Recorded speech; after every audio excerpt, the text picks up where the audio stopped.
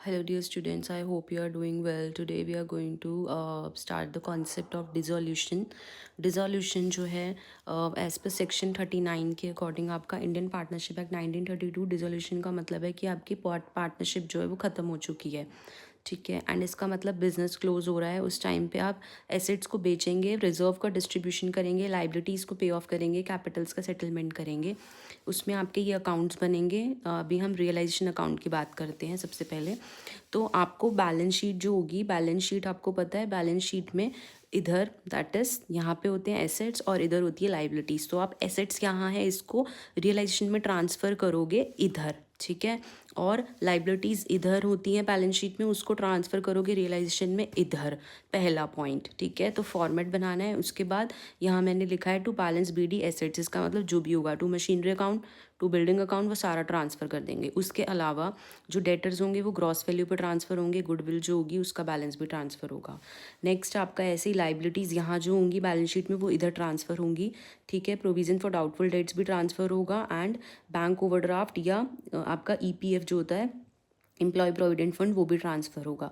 उसके बाद आपको एडजस्टमेंट्स में नीचे बोला जाएगा कि आपको पेमेंट करनी है, ठीक है। अगर कुछ नहीं होता, जो बचती हैं लाइबिलिटीज़, तो ये अब हम यहाँ पे ट्रांसफ़र कर चुके हैं, बैलेंस शीट को भूल जाओ। अब हम लाइबिलिटीज़ को पे ऑफ करेंगे तो अपोजिट साइड करेंगे, यहाँ पे टू बैंक अकाउंट। और एसेट्स ख़त्म करेंगे, उसको बेचेंगे या मतलब हटा देंगे फॉर्म से, तो इधर होगा opposite side by bank account. Assets sold, जो भी एसेट्स होगा उसको ब्रैकेट में लिख देंगे।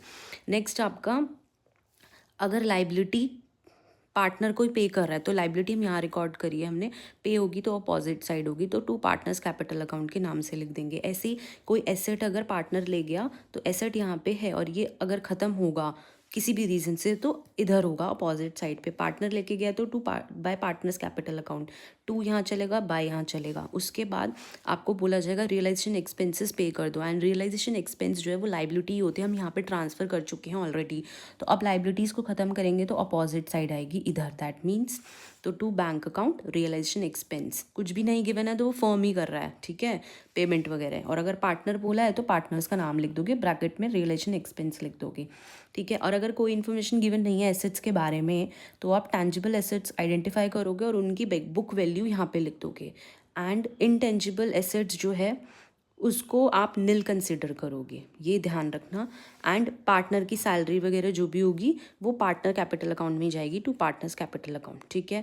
प्रॉफिट आया तो यहाँ पे, लॉस आया तो यहाँ पे। इसके बाद आपको पता है कि ये प्रॉफिट पार्टनर्स कैपिटल अकाउंट में अपोजिट साइड ट्रांसफ़र हो जाता है एंड लॉस होगा तो इधर ट्रांसफ़र हो जाता है, दैट्स इट।